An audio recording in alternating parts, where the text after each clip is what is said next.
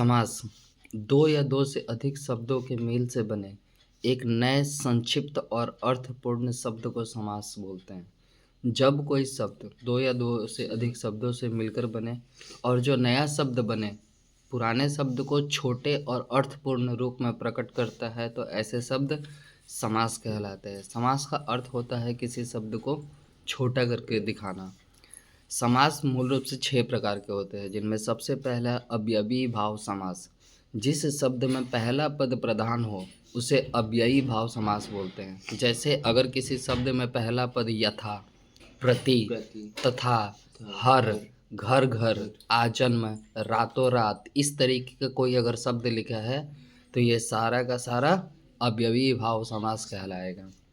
दूसरा है तत्पुरुष समास। जिस शब्द में दूसरा पद प्रधान हो उसे तत्पुरुष समास बोलते हैं। जैसे यश प्राप्त, देश भक्ति, राज महल, तुलसीदास कृत मतलब तुलसीदास के जरिए या उनके द्वारा लिखा हुआ, राजपुत्र मतलब राजा का पुत्र, राजद्रोह यानी राज्य के खिलाफ विद्रोह करना, राजद्रोह, इस तरीके का शब्द तत्पुरुष समास कहलाता है।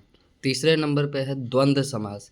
जिस शब्द में दोनों ही पद प्रधान हो वो द्वंद्व समास कहलाते हैं। या फिर ऐसे बोल सकते हैं कि दो शब्दों के मेल से बना एक ऐसा शब्द जिसमें दोनों शब्द एक दूसरे के विपरीत हो या फिर विलोम हो, ऐसे शब्द द्वंद्व समास कहलाते हैं। जैसे माता का उल्टा क्या होता है? पिता, तो माता पिता द्वंद्व समास हो गया। दिन का उल्टा रात, तो दिन रात क्या हो गया?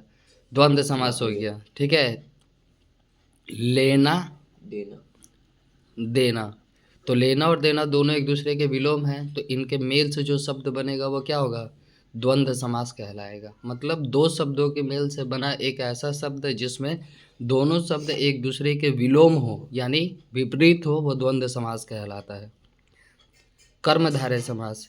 विशेषण और विशेष्य के मेल से बने शब्द कर्मधारय समास कहलाते हैं। मतलब ऐसा शब्द जिसमें विशेषण भी हो और विशेष्य भी हो। जैसे नील कमल, नील मतलब नीला, ठीक है, कमल मतलब ये कमल का फूल। तो इसमें दोनों शब्द क्या है?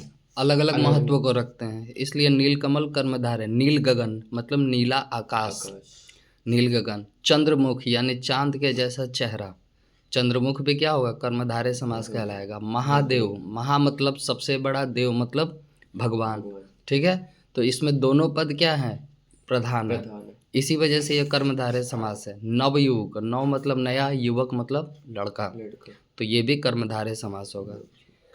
5वें नंबर पे आता है द्विगु समास। जिस शब्द में पहला पद संख्यावाचक हो वो द्विगु समास कहलाएगा। जैसे दोपहर, तो दोपहर में पहला शब्द क्या है? दो संख्या को बतला रहा है, ठीक है।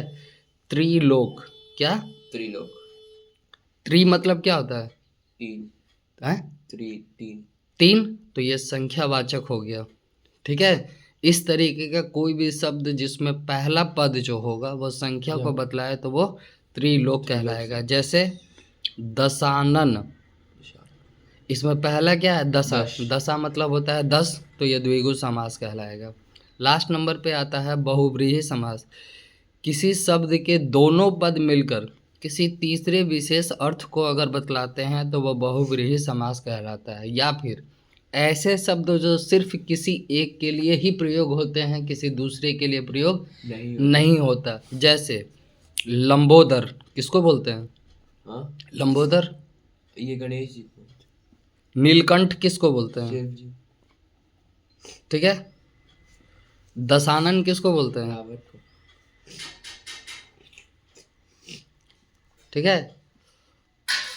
वीणा पानी किसे बोलते हैं? सरस्वती।